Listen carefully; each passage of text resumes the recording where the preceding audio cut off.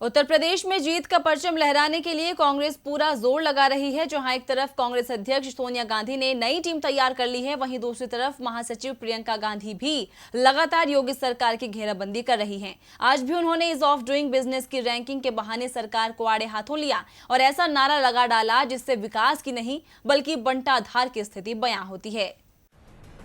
जब से ease of doing की रिपोर्ट सामने आई है, तब से यूपी की योगी सरकार फूली नहीं समा रही है। दूसरे पायदान पर आने के बाद सीएम योगी आत्मनिर्भर भारत, मेक इन इंडिया जैसी योजनाओं का बखान कर रहे हैं। लेकिन प्रियंका गांधी ने इसी रिपोर्ट के बहाने सरकार को जमकर घेरा है और ईज ऑफ डूइंग का बड़ा घोटाला करार दिया है।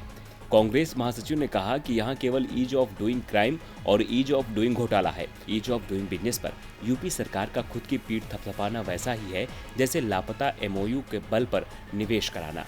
प्रदेश में उद्योग धंधे बंद हो रहे हैं, फैक्ट्रियों में ताला लगा है, बुनकर करघा बेच रहे हैं। वास्तव में यहाँ केवल ईज ऑफ डूइंग घोटाला है। प्रियंका गांधी ने तंज उस रिपोर्ट पर कसा है जिसमें उत्तर प्रदेश ने पिछले साल के मुकाबले इस बार 10 पायदान की छलांग लगाते हुए पूरे देश में दूसरा स्थान प्राप्त किया है।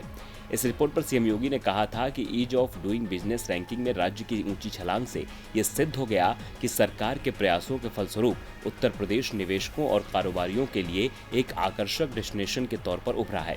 लेकिन योगी सरकार जिस रिपोर्ट पर बेहद खुश हो रही है, क्या उस पर विश्वास जताया जा सकता है?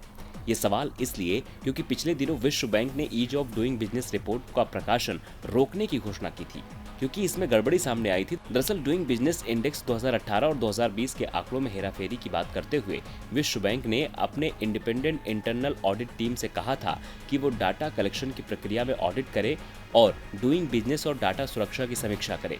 डूइंग बिजनेस 2018 और 2020 रिपोर्ट के आंकड़ों में बदलाव में अनियमितता हुई है।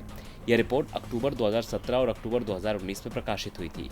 बैंक ने कहा कि डाटा में जो बदलाव हुए हैं वो डूइंग बिजनेस की प्रणाली अनुरूप नहीं हुए हैं।